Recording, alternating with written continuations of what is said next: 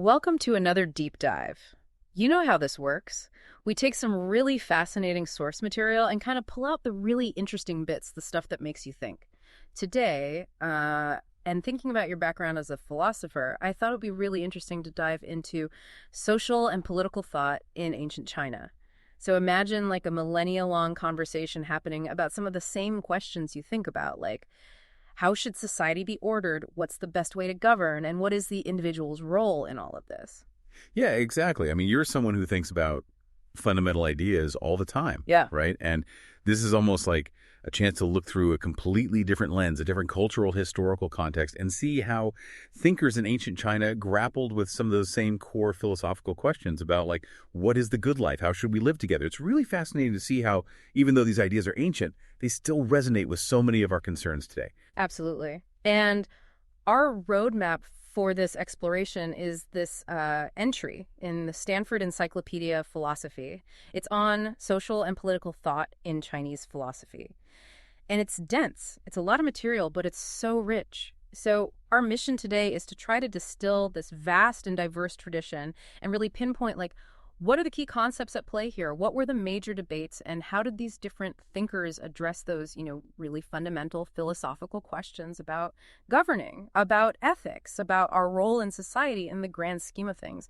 So where do we even begin with all of this? Well, I think what's interesting from like right off the bat, especially for someone coming from a background in philosophy, is that the very terms we use like social and political didn't actually have direct equivalents in the Chinese language until the 19th century. Wow, that's a pretty fundamental difference right there in terms of how they even conceptualize these realms. It is, yeah. And it really points to, I think, a fundamentally holistic worldview. Early Chinese thinkers, they didn't necessarily separate like, governance and social order and family ethics and individual morality into these like distinct categories. They saw them as all interconnected parts of a larger whole. Yeah. And so, to understand their thinking, we have to kind of shift our perspective a bit. Okay, so it's less about these distinct silos of philosophy and more about this kind of integrated view of how it all fits together. So what were some of the big, like, central recurring questions that animated all of this thinking? Well, the one that pops up again and again is this idea of achieving and maintaining order and harmony. These two concepts are often represented by the terms ji and he in Chinese. Ji refers to this idea of like structured stability, kind of like a well-ordered society, right? Whereas he signifies this kind of like balanced coexistence where different elements are working together in harmony. And this was like a major concern that cut across different schools of thought, different time periods. And within that overarching goal, a really central debate emerges, which I think will resonate with you as a philosopher. And that's the question of like, to what extent should social and political order rely on like formal institutions, laws, and rules? And to what extent does it depend on the virtue, the wisdom of the people in charge, especially those in power? It's almost like this timeless philosophical tension between structure and agency playing out in this very specific context. Yeah, that's a dichotomy that we're still grappling with today, right, in contemporary political philosophy. What are some of the other big questions that they were wrestling with? Well, they thought a lot about like the very nature of societal roles and hierarchies. How should society be structured? What justifies like the existence of different social classes or strata? And then, of course, a big question, particularly for political philosophy, is what are the responsibilities between those who rule and those who are ruled? The whole question of the legitimacy of power and the obligations that come with that is a major theme. Right. So that sets the stage for what we call the classical era, which was like a real explosion of intellectual activity in pre-imperial China. What were some of the historical conditions that really fueled all of this thinking? Yeah, so the classical era, this spans, from the Zhou dynasty through the spring and autumn period and into the warring states period. It was a time of really intense upheaval. So the initial like feudal order of the Zhou dynasty gradually disintegrated. And you had these centuries of like really intense warfare and social change. And it was in this context of like constant conflict and instability that thinkers were forced to grapple with these fundamental questions about how do you even organize society and how do you create a stable political order when everything seems to be falling apart. And so this period really laid the groundwork for so much of subsequent Chinese philosophy. It was like a crucible where these ideas were forged. And one of the earliest voices that we encounter is the Guanzi. So what did they bring to the table? Yeah, the Guanzi. This is a text whose core teachings date back to around the mid-4th century BCE. And it's one of the earliest, like really sustained reflections on, what is governance? How do we govern well? And one of the key ideas you see there is this assertion that like success in government lies in following the hearts of the people.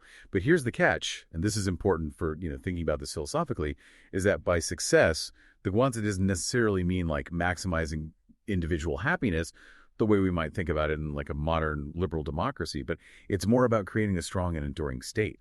But even so, the text recognizes that like you can't just rule by force. You have to understand, and to some degree, you have to work with the desires of the people if you want to achieve that stability.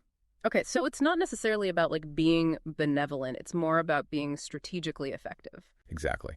And the Guanzi makes this really interesting argument that when the people have like sufficient material resources, so like when their granaries are full and they have enough provisions, they will naturally develop a sense of propriety.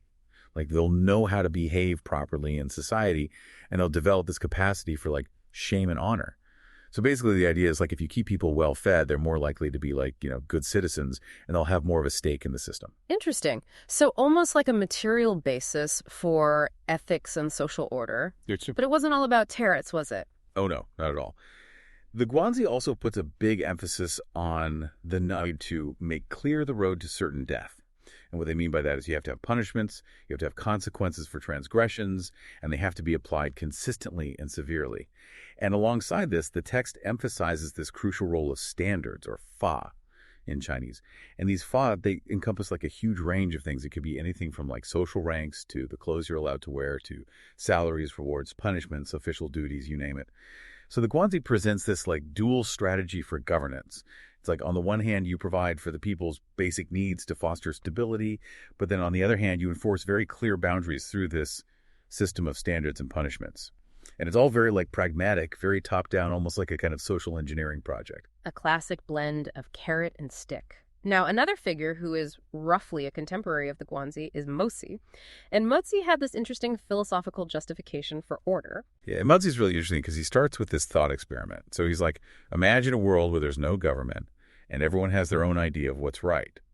And of course, this leads to chaos, right? Everyone's fighting everyone else. So his solution is like, well, we need to select a ruler, the Son of Heaven, who will then establish one unified standard of rightness that everyone has to follow.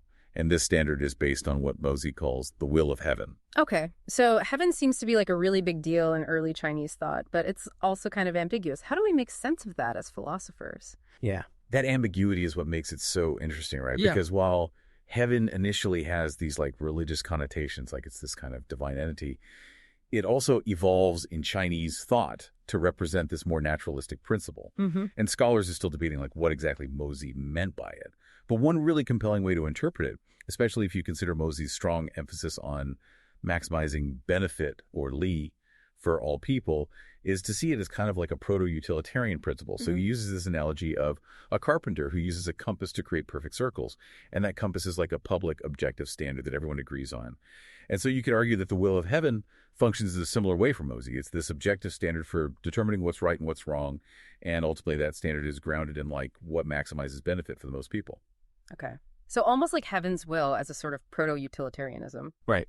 Exactly, because the Mozi talks about lies, like this idea of benefit all the time. And so you could definitely read it through this lens of like, okay, well, maybe heaven's will is really just this idea of like what produces the greatest good for the greatest number of people. Yeah, I like that. That's a nice synthesis of the kind of theological and the more practical sides of his thought. All right, so now let's shift gears a little bit and talk about Confucianism. So we've got Confucius himself, it's represented in the Analects, and then his later interpreter, Mencius. How do they approach these questions of like order and government? Yeah, so the Analects is interesting because it's this collection of sayings and teachings attributed to Confucius and his disciples, and is kind of like a snapshot of like this evolving tradition. The early chapters tend to focus more on like individual cultivation, ethical conduct, how to be a good person. But as you move into the later chapters, you start to see more and more about governance. And what's interesting is that there's some overlap with ideas from the Guanzi. So they also recognize the importance of like having enough food, having a strong military, but also having the people's confidence, or what they call puzing. Confidence, Ixin. Wow. Why is that so crucial in the Confucian view of politics? Well, confidence here isn't just like passive acceptance. It's more like this deep sense of trust and identification between the ruler and the ruled. And it's based on this belief that the ruler genuinely has the people's best interests at heart. And this idea of the ruler as like a moral exemplar is so central to Confucianism. It's like the ruler's virtue is supposed to kind of radiate outwards and naturally transform the people. And there's this famous saying, the virtue of the gentleman is the wind. The virtue of the little people is the grass. The wind on the grass will surely bend it. So it's less about forcing people to comply through laws and punishments and more about like leading by example and inspiring them to be better. So it's about persuasion through moral example rather than brute force. Exactly, yeah. And the Analects actually contrasts these two approaches. So it says like if you rule through like government decrees and punishments, you might get people to obey out of fear, but they won't actually develop a sense of shame. Whereas if you lead through virtue and if you guide people through ritual propriety or lie, they will develop this internal sense of shame, and that's what leads to genuine social order. Okay. And Mencius really builds on that idea of ethical leadership, doesn't he? Oh, absolutely. Yeah. He explicitly advocates for what he calls humane government, or renzeng. And he describes this as ruling with the kind of care and concern that a parent has for their children. So it's about providing for their needs, educating them, setting a good example. And he really stresses that this should all come from a place of genuine, like humane concern, what he calls ren, not from like a calculated pursuit of benefit. He says if a ruler is only motivated by lie, by like strategic advantage, then his subjects will just mirror that behavior and it'll lead to chaos and fragmentation. So for Mencius, the ruler's inner moral compass is like the key to the state's success. So he's really emphasizing the importance of like the intention behind the action. Like, why are you governing in this way? Yeah. Exactly. And he doesn't believe that you can like force people to be loyal. He thinks that true allegiance comes from this place of like genuine care and moral leadership. And so he was very critical of like coercive authority, and he really believed that humans have this inherent potential for goodness that can be nurtured by a good ruler. And what's interesting is that unlike some of the more legalistic approaches that we see in the Mozi or the Quanzi early Confucianism as represented by the Analects and Mencius, doesn't really put a strong emphasis on objective, like institutionalized standards or fa. Their standard is like the ethical conduct of the ruler himself. So it's much more about like personal transformation. And it's this idea that like if the ruler is virtuous, then the people will willingly follow and the state will become this harmonious, like extended family. Okay, so that's a pretty different model of political order compared to what we've seen so far. Now let's talk about the Daojang. How does that fit into this landscape? Yeah, so the Tao Te Ching, and especially the early Kantian version of the text, offers a really radical departure. It basically starts by rejecting a lot of the assumptions of the other schools of thought. So it's suspicious of conventional wisdom. It questions the value of knowledge and argumentation. It rejects this idea of striving for benefit. And it even questions purposeful action itself. It's much more about like simplicity, having few desires, and embracing a state of potentiality. And there are echoes of Mencius in there in the sense that like they both kind of critique this idea of like explicitly talking about benefit and arguing for things. So there's that connection. But the approach to governance seems like the complete opposite. It is, yeah. I mean, Mencius is all about like actively cultivating humane government, based on the model of these sage kings from the past. But the Tao Te Ching is very suspicious of any kind of imposed human standards. In fact, if you look at the received version of the text, it even critiques concepts like benevolence and righteousness, which are so central to Confucianism. And so the Tao Te Ching's vision of the ideal society is one that flourishes spontaneously without a lot of intervention from above. They idealize these like small, isolated communities that are guided by the principle of non-action or wu wei. And wu wei doesn't mean like doing absolutely nothing. It's more about this kind of like hands-off approach, letting things unfold naturally according to their own inherent principles. And the text suggests like the Tao or the way and its inherent virtue or di. These things are naturally revered, not because someone's forcing you to revere them, but because they have this inherent power. So effective governance from this perspective is more about the ruler kind of like getting out of the way and allowing this natural order to prevail. So it's almost like a hands-off, almost like anarchic view of government.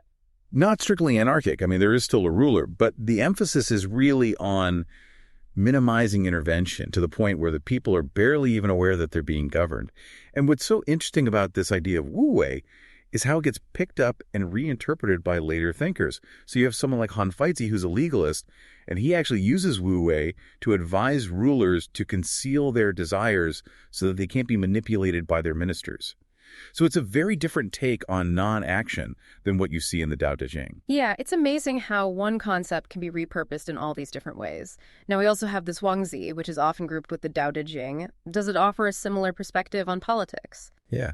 So even though they're often lumped together as Taoist texts, the Zhuangzi actually presents a really distinct and arguably even more radical view of governance. It's almost like it's completely uninterested in the typical concerns of like the warring states period thinkers. It's not trying to give advice to rulers. It's not trying to outline the ideal political system. It's almost like it's rejecting the entire premise that rulers have some kind of special authority or that individuals should necessarily identify with the state or prioritize its interests. Okay, so is this like a move toward individualism, almost a rejection of politics altogether? Yeah. I think that's a really good way to put it, because at the heart of the Zhuangzi is this really profound critique of language and epistemology. So they argue that any attempt to establish like a single fixed, universally correct perspective on anything is ultimately futile. And the text suggests that true clarity, or Ming, comes from recognizing the inherently perspectival nature of all judgments. And once you understand that, then the pursuit of absolute truth or the rigid adherence to any particular set of values, even the values that underpin like a political system, becomes kind of pointless. So for a philosopher who's interested in the limits of knowledge, the nature of truth, this Zhuangzi is just a goldmine. And you can imagine how in the context of the Warring States period, this philosophy of detachment and acceptance of the fluidity of existence would have been really appealing to people. Yeah, it's a really fundamental challenge to this idea of like trying to establish a stable and justifiable political order. Right, yeah. It's less about like finding the right way to govern and more about like recognizing the limitations of all attempts to impose order on a world that's constantly changing. Okay, so let's shift gears quite dramatically and talk about the legalist school and, in particular, the Book of Lord Sheng. What are their main arguments about how society should be organized? Yeah, so the Book of Lord Sheng really tackles these issues of benefit or li in order or ji head on, but it does so from a very different perspective than what we've seen with the Confucians or the Taoists. Their central argument is basically this: the greatest benefit to the people is order. So while they implicitly acknowledge that benefit is like the ultimate metric for evaluating a government, they really stress that this benefit is fundamentally collective. So in a world where there's constant warfare, a strong, well-organized state is seen as absolutely essential for the survival and well-being of its individual members. And so any actions that are driven by private interests rather than the benefit of the state, those are seen as threats and they should be suppressed and punished. So it's very much like individual liberties take a backseat to the needs of the state. Yeah, absolutely. The text has very little tolerance for dissent or for actions that are perceived as undermining the state's strength. They want people to be focused on like the essential tasks like agriculture and warfare. And they almost have this view of like a simple populace is a more easily governed populace. Yeah. And so we see this idea that even this seemingly benevolent goal of like benefiting the people can be used to justify a highly centralized and potentially authoritarian system where order becomes like the paramount value. Right. And the Book of Lord Sheng is also really famous for its emphasis on clear objective standards, or Fa, right? Yes. This is like a cornerstone of legalist thought, and they repeatedly emphasize the importance of having these public impartial standards for both rewards and punishments. And while Fa is often translated as law, its scope is actually much broader than that. It encompasses not just like legal statutes, but also like very clearly defined normative expectations. So it's like the rules of the game, how you're supposed to behave in society. And this constant linkage between rewards and punishments and these standardized Fa is really important because it shows you that they're not just like abstract ideals, they're meant to be enforced. And the Book of Lord Sheng also explicitly advocates for institutionalizing these standards. So it's not just about like having a wise ruler who makes good judgments, it's about creating a system where these standards are applied consistently and predictably, regardless of who's in charge. And who has the authority to define and enforce these standards? The ruler alone. The Book of Lord Sheng insists that like there should be no debate, no questioning of these standards once they're established. And the ruler determines what the standards are based on their assessment of the current needs of the state. They explicitly reject this idea that you should like blindly follow past precedents or social norms if they're deemed detrimental to the state's interest. And what's interesting is the text also suggests that the ruler themselves should be bound by these standards that they create, because otherwise they would undermine the whole system.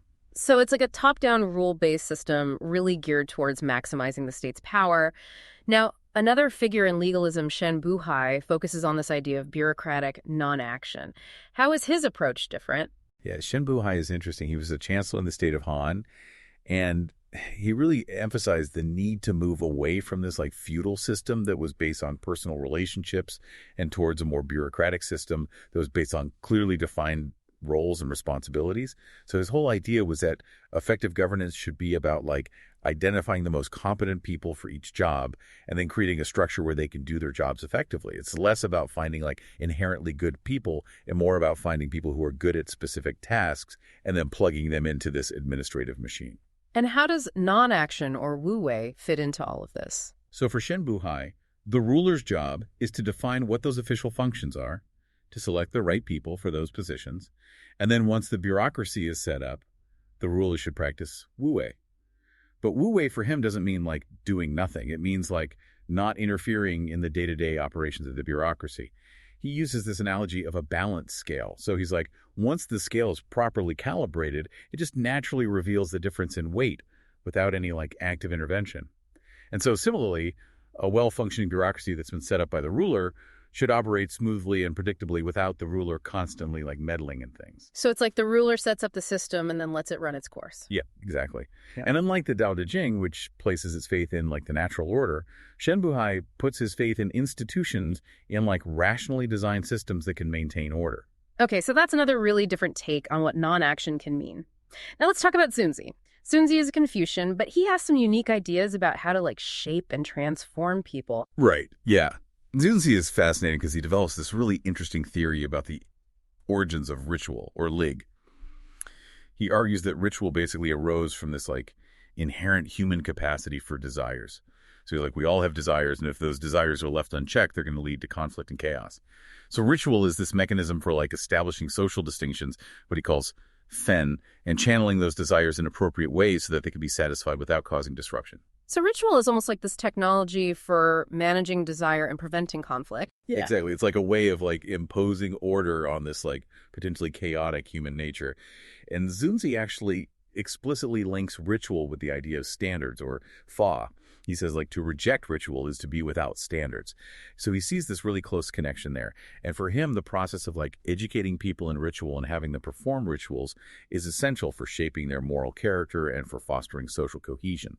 So while the Book of Lord Shang wants to impose order through like external rewards and punishments, Zunzi is more about like internal transformation. It's about getting people to internalize these ritual norms so that they become like second nature. But Zunzi also acknowledges the role of human agency in establishing these standards, right? Oh, absolutely. Yeah. I mean, as much as he emphasizes standards and ritual, he famously says there are people who create order. There are no standards creating order of themselves.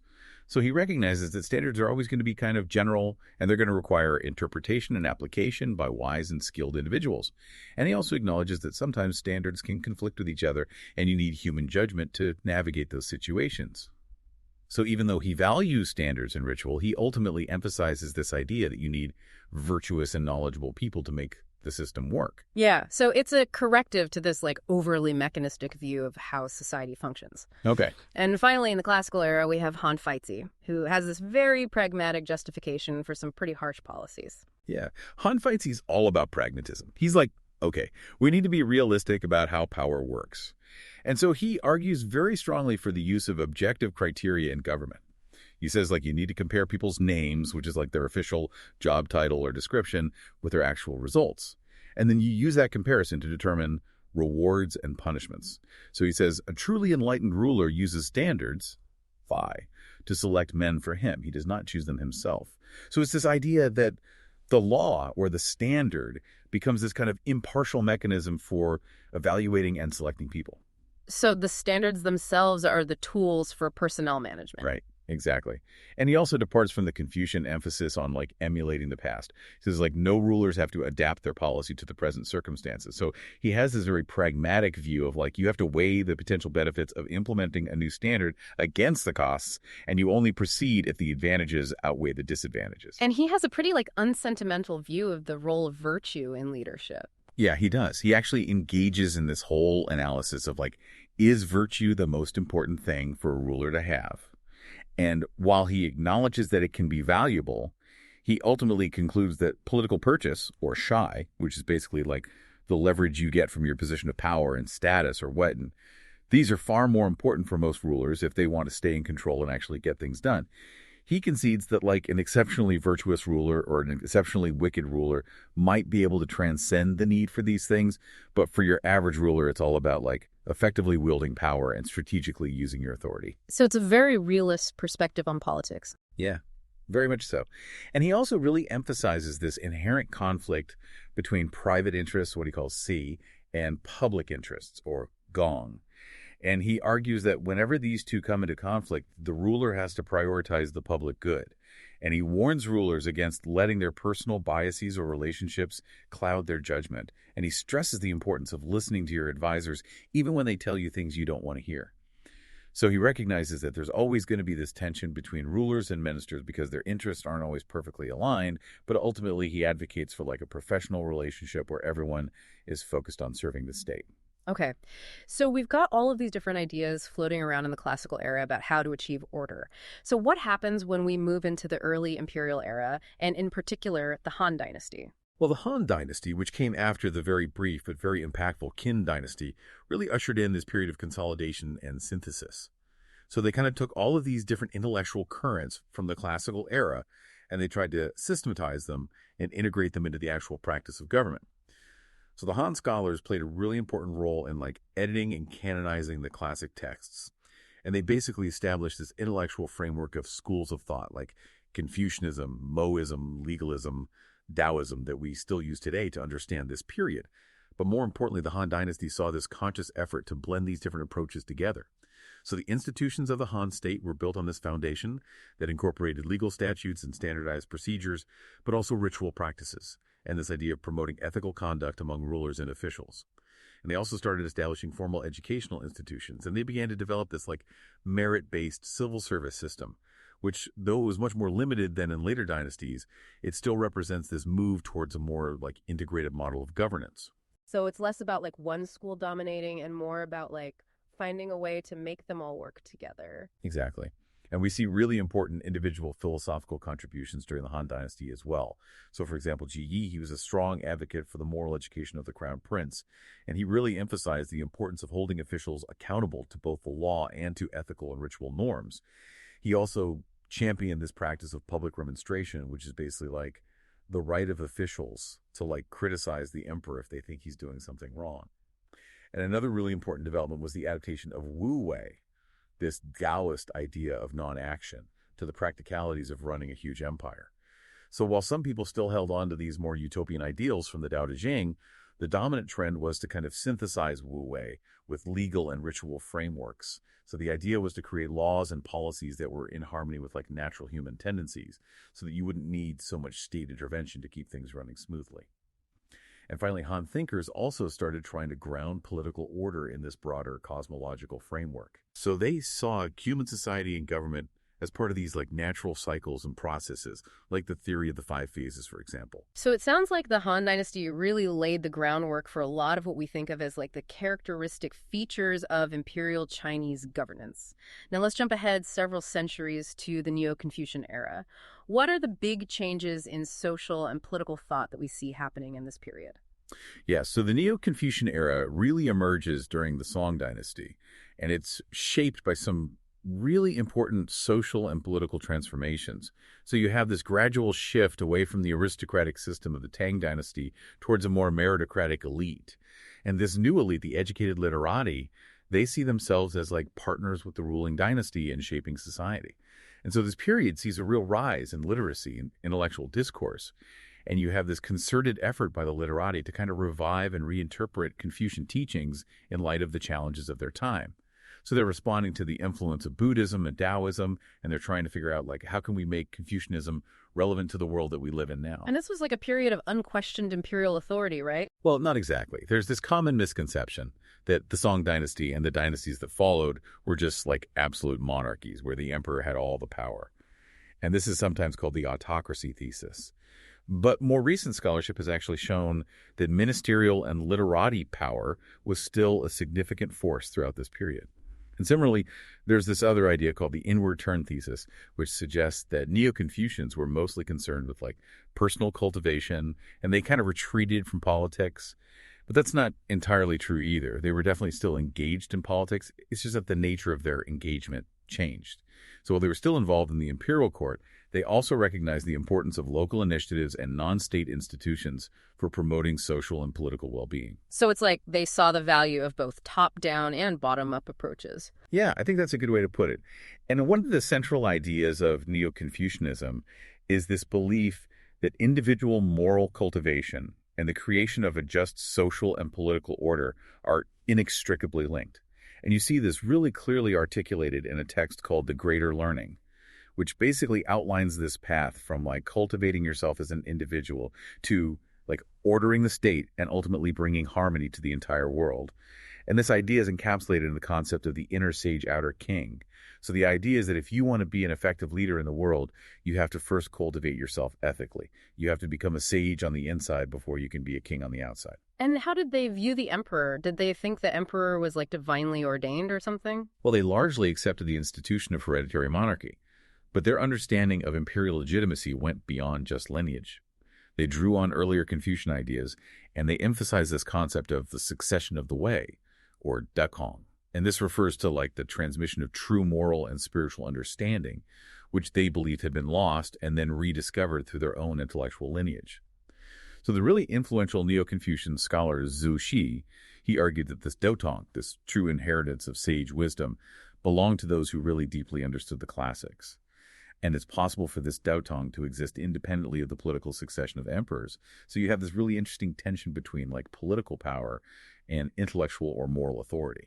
So it's almost like the educated elite are claiming their own kind of authority based on their understanding of truth. Exactly, yeah. And they make this distinction between a hegemon, or ba, who can maintain order through force, and a true king, or wang, who actually achieves this moral transformation of the people. And so the literati, because they possess this datong, they saw themselves as potential teachers and advisors to the emperor. And they even suggested that their moral authority should in some ways guide or even constrain imperial power. And of course, the degree to which they were actually able to do that fluctuated throughout history. And this tension between intellectual authority and political power played out in some really interesting ways within the Neo-Confucian movement itself, right? Like with the whole issue of factionalism. Yeah. The issue of factions, or pangdang, is really complicated. Traditionally, the term had these negative connotations. It was like a clique, a group of people who are only out for themselves. But during the Northern Song dynasty, there's this big debate about whether it's possible to have like legitimate factions. So Ouyang Zhu, this very prominent scholar, he argues that true factions are actually formed by morally superior people who are united by their commitment to the way and the common good. And so he's basically saying, like, yeah, factions can be good if they're made up of the right people. But then you have other people who are like, no, factions are always bad. They always lead to corruption and division. And then there's this third position, which is like, well, collaboration for the purpose of self-cultivation, that's fine. But forming political factions, that's a no-no. Okay.